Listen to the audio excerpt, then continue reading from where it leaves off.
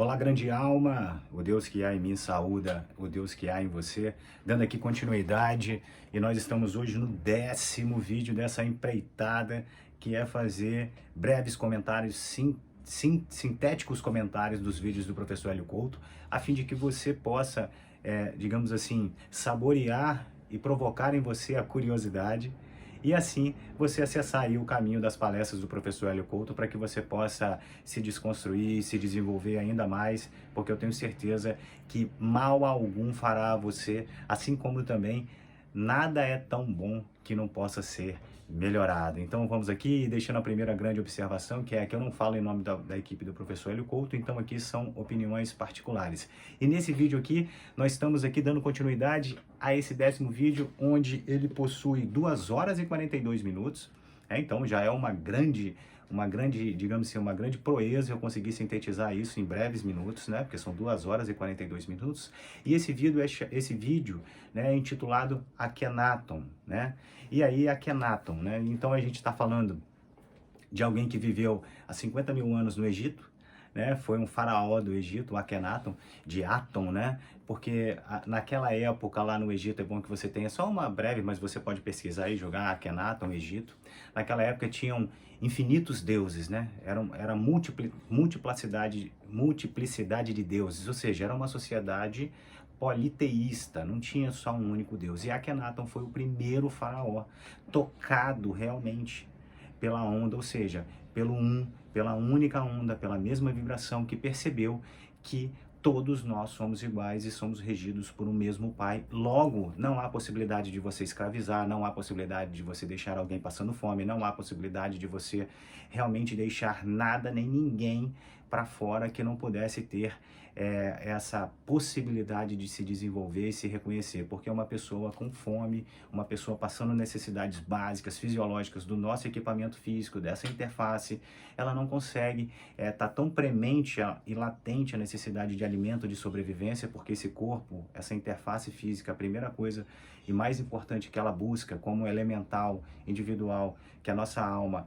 digamos assim, projeta as energias para que ele possa se movimentar aqui nessa terceira dimensão, é a sobrevivência. O nosso corpo físico, o nosso corpo biológico, ele é extremamente voltado e possui a sua programação para sobreviver. Então, quando a gente está passando necessidades, o ímpeto de sobreviver e de você focar na necessidade da sobrevivência e esquecer as outras coisas é tamanho. Então você não consegue desenvolver, não consegue subir os próximos degraus, que é poder, autoconhecimento e, por fim, né, a espiritualidade, que é a unificação com todo, como o professor já fala em outros vídeos. Então nós temos aqui Akhenaton, e lá Akhenaton fundou a primeira sociedade. Ele tinha lá a sua, digamos assim, o seu reino, né? Então, no reino de Akhenaton, ele fundou a primeira sociedade egípcia há mais de 50 mil anos, onde ele dizia que só existia um pai, que naquele caso era o Logos solar, que era o Sol. Então, Atom, né? Atom vem de atômico. Então, Akhenaton é que só existe um. E eles aí cultuavam o Sol. Por quê? Porque o Sol, você pode perceber que o Sol ele tem uma abstração. Olha a sabedoria de mais de 50 mil anos. Como o Sol tem uma abstração, ele não é uma forma, ele não é antropomorfizado. Porque nós fomos, principalmente os ocidentais, nós fomos inseridos dentro do processo religioso, filosófico, espiritual, com essa ideia de que Deus é um velhinho sentado em algum lugar, vingativo e rancoroso, e que tem o objetivo só e somente de nos punir e de vez em quando nos oferecer amor quando a gente faz algum escambo com ele. Qual é o escambo que nós fazemos com Deus? Eu finjo que eu estou andando direitinho, eu finjo que eu sou uma pessoa bonzinha, ou eu tô por dentro cheio de ódio, raiva, ressentimento, mágoa, mas eu estou ali fingindo que eu estou assim, como a fim de ser beneficiado por Deus, ou trocas, né? Eu dou isso para Deus e Deus me dará isso, o que, na verdade, não é assim que funciona. Ora, funciona porque quando a pessoa dá alguma coisa, como ela tem a sensação de que ela dá porque tem para dar de prosperidade, a lei que rege do magnetismo, da onda, do campo eletromagnético, independe se você usa ela consciente ou não. Uma vez você se sintonizando com ela, ela vai funcionar tranquilamente. Então, Akhenaton fundou lá, e se você pesquisar aí, o professor até compartilha isso, se você pesquisar lá o templo de adoração da sociedade de Akhenaton, lá do faraó Akhenaton, você vai ver que ele é um retângulo gigantesco de 300 por 200 metros quadrados, de frente por 300, onde só tem muros e não tem teto. Então, as pessoas cultuavam ali, né, faziam as suas orações voltadas para o sol, a fim de render adoração a esse único Pai.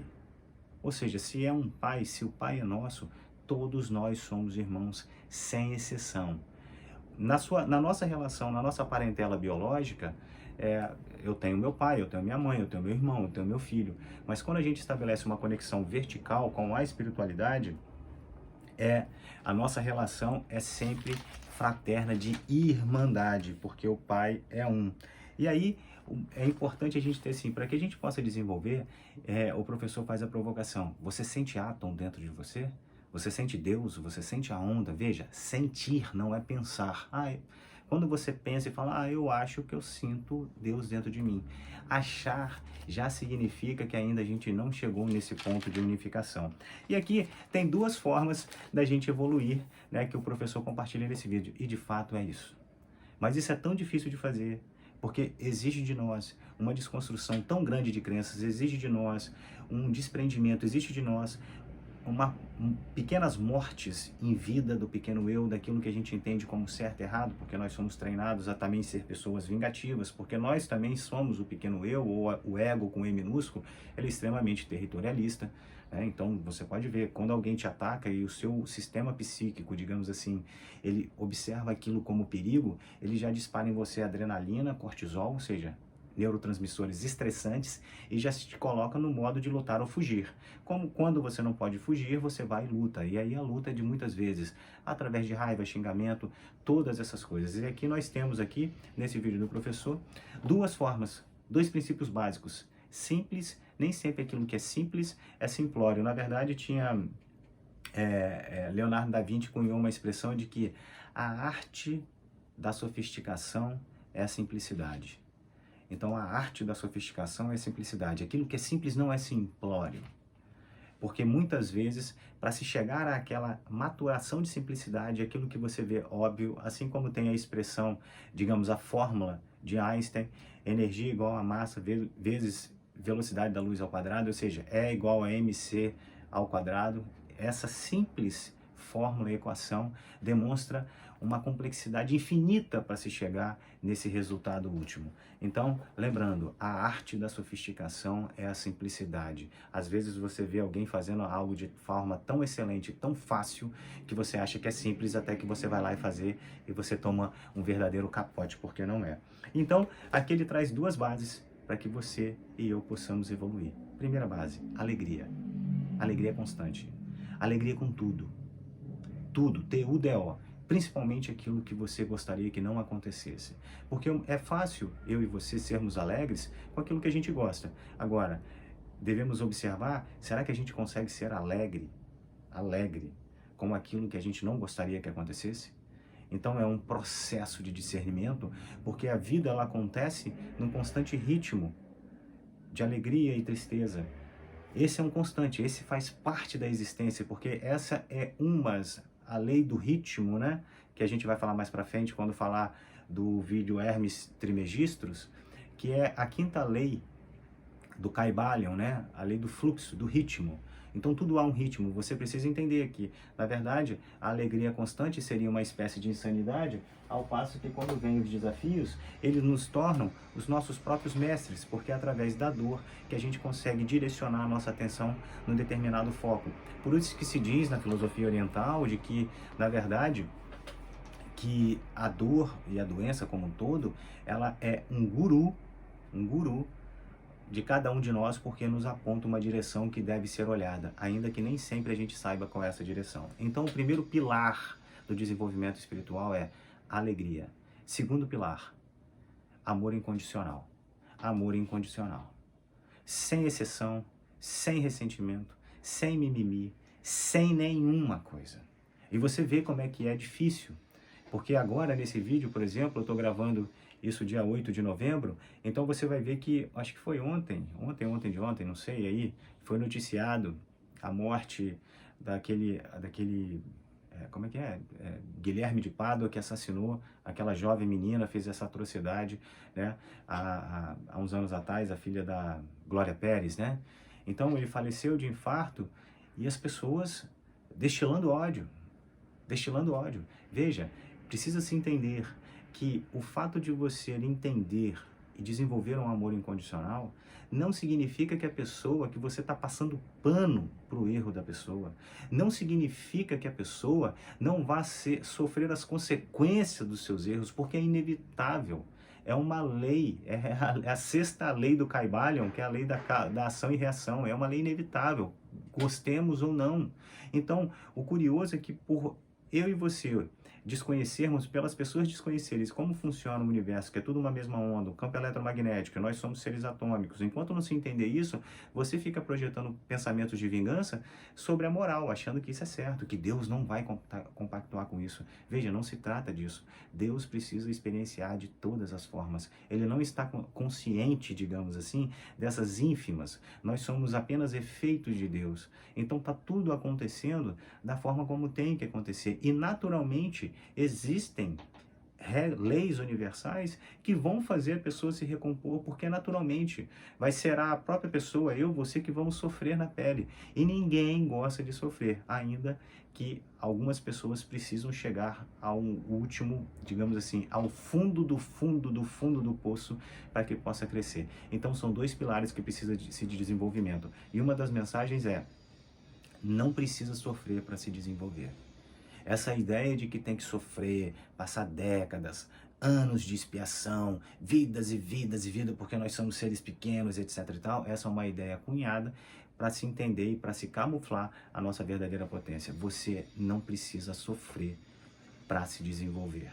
Basta fazer um abandono de si, desse pequeno eu, para que você possa cunhar essas duas expressões, alegria e amor incondicional. E ainda que você não sinta amor incondicional, veja, o simples fato de você não ter nenhuma opinião sobre determinado evento, o simples fato de você simplesmente evitar qualquer espécie de julgamento, sem julgamento, porque nós não conhecemos todas as variáveis, porque a gente acha como se realmente as coisas tivessem acontecido ao acaso. Se você conseguir ficar simplesmente sem julgamento, já é um grande avanço, porque esse planeta não vai conseguir se desenvolver a respeito da espiritualidade sem que todos os seres desse planeta estejam minimamente salvos de violência, de fome, de medo, de injustiça.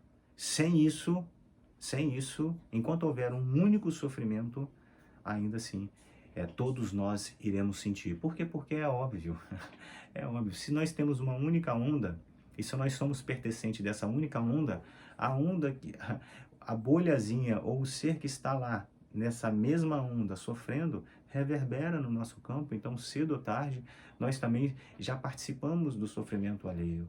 Então é importante você entender que para o seu desenvolvimento espiritual é indispensável que você possa evitar, diminuir essa tagarelice mental, muitas vezes essa diarreia mental, que é o julgamento em demasia. Então, sentir é o processo. Sentir é o processo. Sentir é o processo. Sentir é o processo. Se mentalizar, enquanto ficar só no corpo mental, já é alguma coisa de bom. Mas enquanto esse corpo mental não desenvolver uma capacidade, uma massa psíquica, um plasma etérico, para que essas ideias elas ancorem no corpo emocional, sem sentir não há como crescer. Então é isso, deixando aqui o Deus que há em mim, saúda o Deus que há em você, e até o próximo vídeo. Tchau, tchau.